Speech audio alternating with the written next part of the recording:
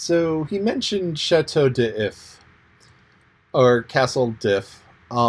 This was a French prison back right around the time of the French Revolution, before and after. And it is famously known as the home of the Count of Monte Cristo.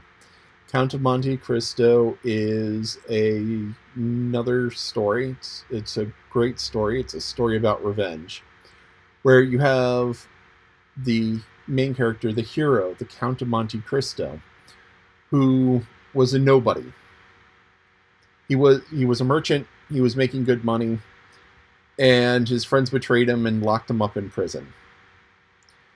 And he was locked up in prison, and the revolution came.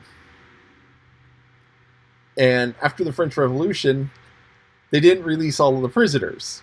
So here he was stuck in prison. The people who put him in prison didn't care because they were executed, gone, guillotined. The people who took over just left everyone there who was there and just started adding more of their own. And then Napoleon came in, and he didn't care either. The prisoners were still the prisoners. And so then the Count of Monte Cristo escaped. And he was a nobody, but he learned a lot in prison. And he escaped. And after he escaped, he came back and he set himself up as the Count of Monte Cristo. And he found this treasure, hugely wealthy, and then set about getting revenge. But when I was reading about the prisoners who were inherited, my first thought was, gee, that's just like the Count of Monte Cristo. And now, he drops Chateau d'If, where he was taken. So obviously Mark Twain was thinking about the Count of Monte Cristo when he wrote that. So here we have the here we have him going through the prison and seeing all of these prisoners. It's like, what are you in for? It's like, oh, I was held by neighboring king because of blah, blah, blah. And he didn't have room, so they stuck me in here as a favor. And the queen just collected these prisoners and didn't know what to do with them. Yeah, she could torture them. Yeah, she could kill them. But, she just kind of had them, and it never really occurred to her, hey, I'm paying to feed these people. If I just turn them loose, they'll feed themselves. But they were all hiding in the dark, or they were all stranded in the dark, and their eyes their eyes were so adjusted to the dark that they would probably not see right for a long, long time. And some of them, as I said, they had been in the prison forever. So this chapter starts out about one of the rants of the church, and he's like, oh, terrible, terrible, terrible, though, some of them were okay. And he has this idea of splitting the church up into 40 different churches, just like there are 40 different states, or were 40 different states at that time. Now the U.S. is up to 50 states, plus the District of Columbia. And the idea is that if you don't like the way California is being run, you can move to Texas. And right now, there's a whole bunch of people who don't like the way California is being run, and they're moving to Texas. And the people in Texas are like, I really hope these people from California don't change the way Texas is run to be run like it was in California.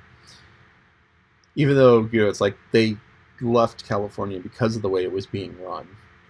But go to Texas and then start running Texas the way. Anyway, that's a concern that a lot of people have. Texas and Florida are picking up from California and New York. Because California and New York have had some structural issues with the way the government works. And who knows, maybe by the time this is understandable and discussable, they'll be fixed. Or not. We don't know.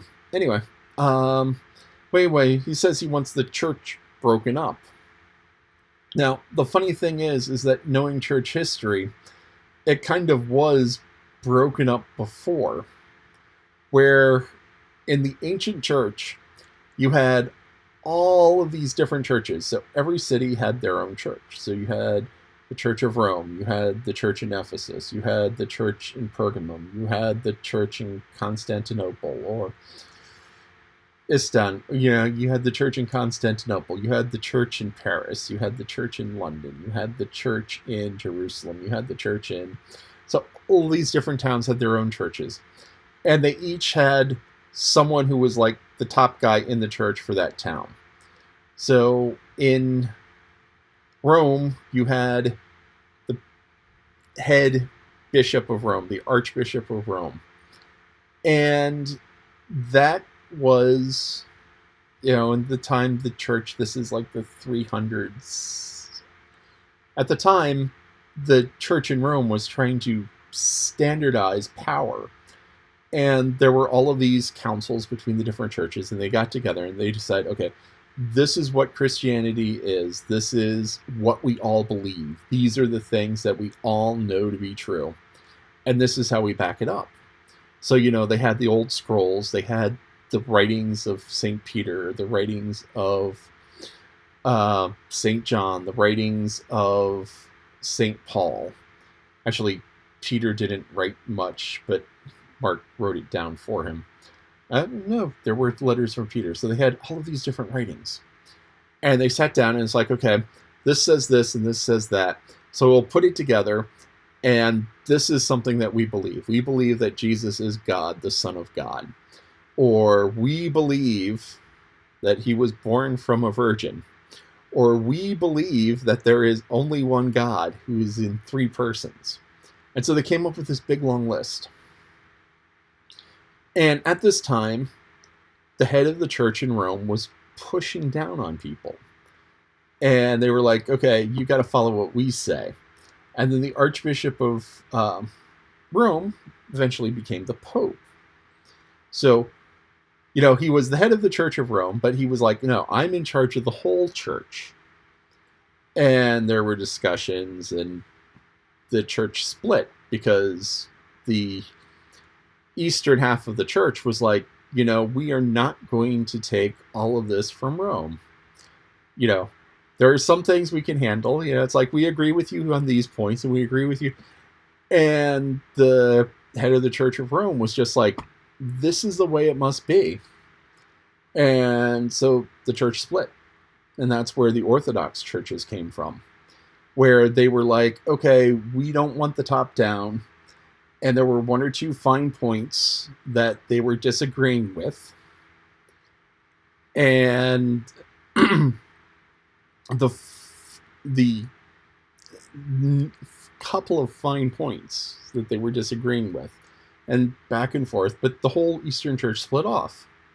Now, the thing is about the Orthodox Church is it is much, there isn't the top-down hierarchy. You have the Russian Orthodox, you have the Ukrainian Orthodox, you have the Greek Orthodox, you have all of these different Orthodox churches that are all very similar, but it's the Patriarch of Constantinople, or the Patriarch of, I can't remember which one is considered the most prime, but even he is just first among equals. So, you know, the narrator here is like, okay, we got to split this up and decentralize the power. And that didn't happen in the Western Church until the Reformation. And even then, you still have the Roman Catholic Church as a giant monolith, which is, I think it's the largest of the denominations of Christians. But, you know, there's massive fragmentation. So you have all of these different churches that are some loosely aligned and some tightly aligned. And none of them really have a, this person is in charge on top of the pyramid, except for the Catholic Church. So he wanted to split it up, which is something that doesn't happen until much, much later. And that's about it for this chapter.